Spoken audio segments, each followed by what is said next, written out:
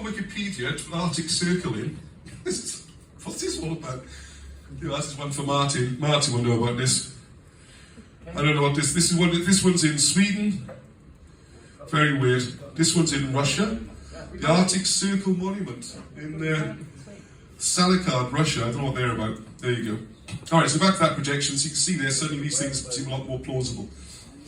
Okay, now the other thing we've got, which is trying to attempt to use physical evidence, because the idea is, it's great having ideas, but you need to follow the evidence, and hopefully you form your ideas and opinions from where the evidence has taken you.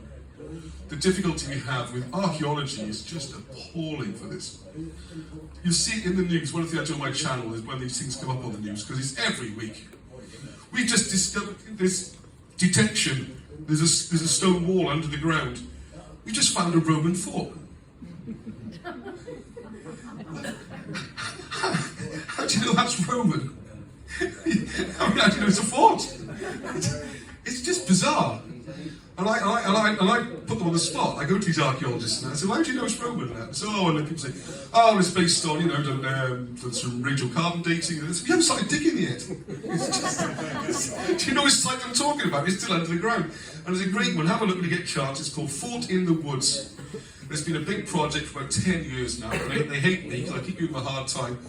Because they've even got a little Lego figure of a Roman soldier.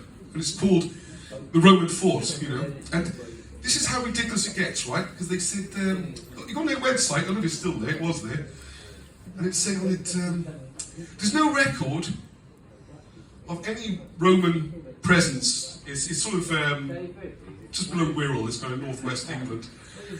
There's no evidence, no written records of anything of the Romans being in that area. There's no records of it being military important. They found a huge stone castle, right? Huge. It's taken decades to build it. It's a massive undertaking. Even the gatehouse is almost, bigger than this room. It's a massive site. And there's no record of the Romans being there. The Romans are supposed to be really good at record keeping.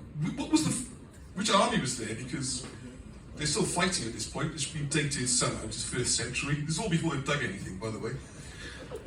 So somehow they're in hostile territory. You need thousands of people or hundreds of people running for many years to build this great big castle, just going with their official narrative. And so there's no record of any army being there, there's no record of any interest, there's no record of it being important for the Romans. So you think, yes, this is going to be the one. This is going to be the one where they consider this might actually be a British-built structure. So you say, go on, there's no record of any Romans there. No. Well, obviously, what we're going to have to do is rewrite our knowledge of the Romans. I kid you not. There's nothing at all Roman about this site. There's no record of being Roman. We have to rewrite the records to make it Roman. That's how determined they are. This is what you're up against, okay? So what we do have is, one thing we can use ancient writing. So this is a very famous stone. So famous, I almost forgot the name. It's the Grail Creek stone. And what's amazing about this is, you can read this again using the ancient British language. Welsh is the only surviving thing we got near to it, right? You get accused of being a nationalist or something, and just pushing your local flag and all this kind of stuff. It's not about that. It's an ancient language which you can trace all the way back to ancient Assyria. So really, you say we're walking around talking Assyrian, okay?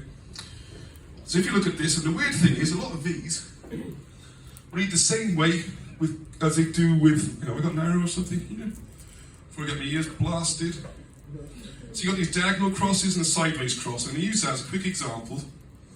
Just thought of this to show you how hieroglyphics works, how Colburn works, how American writing works. It's going to take about 2 minutes to give you an idea, okay? So there's a cross there and a cross there, right?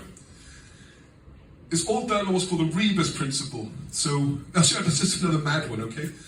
When you look at hieroglyphs, we'll come on to hieroglyphs in a second, the experts have worked out, hang on, must be a rebus principle. What this means is what it sounds like. So one of the examples usually give, if you look at like Gardner, the famous Egyptologist, there's a picture of a bee, a picture of a leaf. So you go, bee, leaf. Ah, that's belief, right? This is the sounds like principle. So it works in Welsh language, it works brilliant. The problem they've got, they don't know what the language is. So how can you do something that's based on sounds when you've never heard it and you don't know what it sounds like? It's impossible. Like Coptic died out. The unusual Coptic was ever a language at all. It got resurrected in the 16th century, and no one's heard it spoken. You get this like chanting in Egyptian Coptic churches and stuff, but it's like there's no one could speak it. And a guy came along, Anastasius Kircher, who was a Jesuit in the 16th century, basically rewrote the history of the world. If you want to see a reset, check out his work. Enormous. He had these teams of Jesuits all around the world rewriting histories of China, and they kicked them out, other countries. One of the things he did, he resurrected, so he made up Coptic, and he invented how to read hieroglyphs. Right, a process I talk about. So, the Welsh word for cross is croes. Croes. C-R-O-E-S, right? Croes.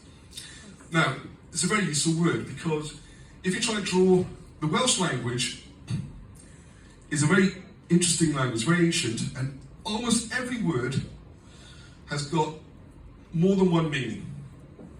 Alright? It's not like it sounds like, it's actually got more than one meaning. It makes you really think about how the language was invented or started, because what you always seem to have is something physical, which you can draw or demonstrate or whatever it is, and something abstract, and it's the same word. Like, how would you draw welcome? How do you draw an abstract concept like welcome? It's really difficult. Well, in Welsh it's not, because you might have seen when you drive over the Severn Bridge and that, you see croeso is welcome. Croeso. Cross, welcome. It's that simple. Same in hieroglyphs, same here. If you see that cross, and the other cross, the diagonal one, is croes, as in to cross over, like cross over a bridge or something. So and it's the same, which stunned me, it's only sunk in a little very recently, that it's this, quite often it's actually the same symbols. You can trace them all the way back to ancient Egypt. So it makes you think how that happened.